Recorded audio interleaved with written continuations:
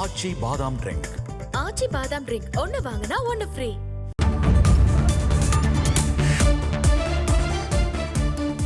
சட்டப்பேரவையில் சபாநாயகர் எதிரான தீர்மானத்தின் விவாதம் தற்பொழுது நடைபெற்று வருகிறது.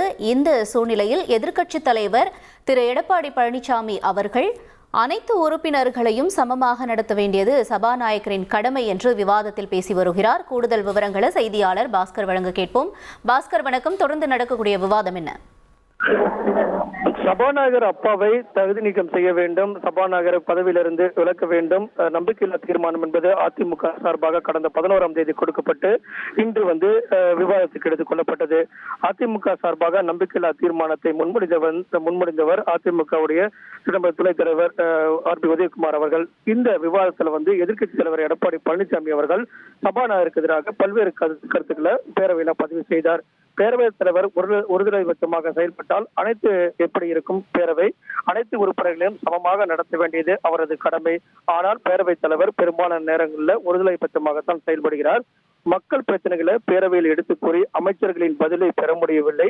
மாறாக பேரவைத் தலைவரே குறுக்கிட்டு பதிலளிக்கிறார்.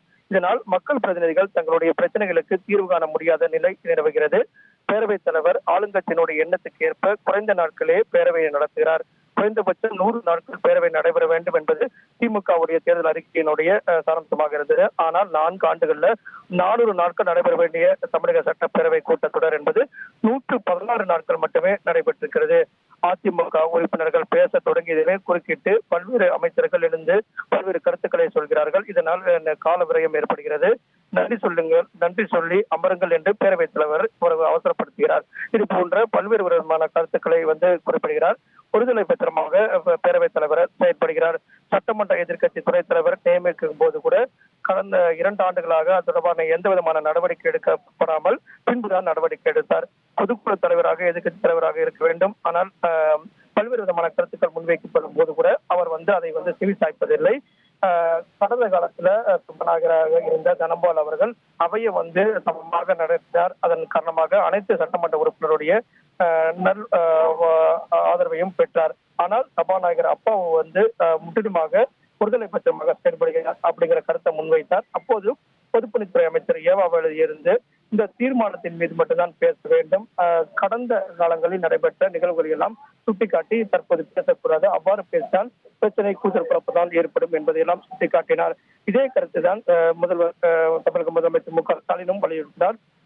சபாநாயகர் மீது நம்பிக்கையில்லா தீர்மானம் கொண்டு வரப்பட்டிருக்கிறது. அதில் பல்வேறு கருத்துக்களை சொல்ல உங்களுக்கு வாய்ப்பு இருக்கிறது. ஆனால் அதை விட்டுவிட்டு கடந்த கால நிகழ்வுகள் எல்லாம் சுட்டிக்காட்டினால் அது தேவையில்லாத பிரச்சனைகளுக்கு வழிவகுக்கும்.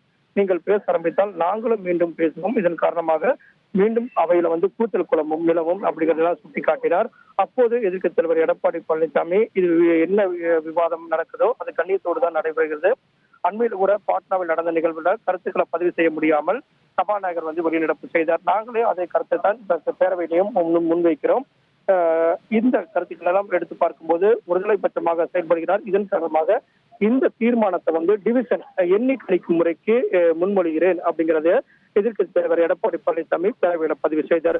அதைத் தொடர்ந்து தற்போது காங்கிரஸ் சட்டமன்ற உறுப்பினர் செல்வபெருந்தகை அவர்கள் பேரவைத் தலைவருக்கு ஆதரவாக இந்த தீர்மானத்தை நாங்கள் முறியடிப்போம் அப்படிங்கிற கருத்தை பதிவு செய்திருக்கிறார். ஒவ்வொரு கட்சியினுடைய சட்டமன்ற உறுப்பினர்கள் இந்த தீர்மானத்தின் மீது பேசி வருகிறார்கள். எதிர்க்கட்சி தலைவர் எடப்பாடி பழனிசாமி பேசினார் சபாநாயகருக்கு எதிராக. அதற்கு பிறகு செல்வபெருந்தகை தீர்மானத்தை முறியடிக்கும் வகையில இந்த தீர்மானத்தை முறியடித்து இதில் நாங்கள் வெற்றி பெறுவோம் அப்படிங்கிறதையும் பேரவையில பதிவு செய்து தங்கள் கருத்துக்களை ஒவ்வொரு சட்டமன்ற உறுப்பினராக பதிவு செய்து வருகிறார்கள்.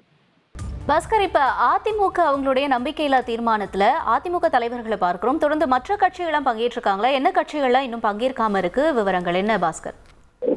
அதிமுக சார்பாக பேரவையில 66 சட்டமன்ற உறுப்பினர்கள் அதிமுகவுடைய கொறடாவுடைய உத்தரவின் அடிப்படையில அவை நடவடிக்கையில பங்கேற்றிருக்கிறார்கள். திமுக சார்பாகவும் கொறடா உத்தரவு பிறப்பிக்கப்பட்டிருக்கிறது, அவை நடவடிக்கையில பங்கேற்க வேண்டும் என்று. தற்போது செல்வ பெருந்தகை திமுகவுடைய கூட்டணி கட்சி தலைவர் என்ற அடிப்படையிலும் சட்டமன்ற கட்சி தலைவர் என்ற அடிப்படையிலும் அவர் பேசி வருகிறார். அதைத் தொடர்ந்து ஒவ்வொரு சட்டமன்ற உறுப்பினராக பேசுவார்கள். அப்போது பாஜகவுடைய நிலைப்பாடு அப்படிங்கிறது தெரிய வரும். அதே நேரத்தில் இதற்கு ஓபிஎஸ் அவர்களுக்கு வாய்ப்பு வழங்கப்படுமா அப்படிங்கிறது மிகப்பெரிய கேள்வியாக இருக்கிறது. சட்டமன்ற உறுப்பினருடைய கருத்துக்கள் முன்வைக்கப்படும் போது யார் எழுந்து அந்த தீர்மானத்தின் மீது ஆதரவாக பேசுகிறார்கள், எதிராக பேசுகிறார்கள் என்ற கருத்தை பொறுத்துதான் அது அமையும். வரக்கூடிய நேரங்களில் அது தெளிவாக தெரிய வரும். ஆச்சி பாதாம் ட்ரிங்க் ஆச்சி பாதாம் ட்ரிங்க் ஒன்னு வாங்கினா ஒன்னு ஃப்ரீ.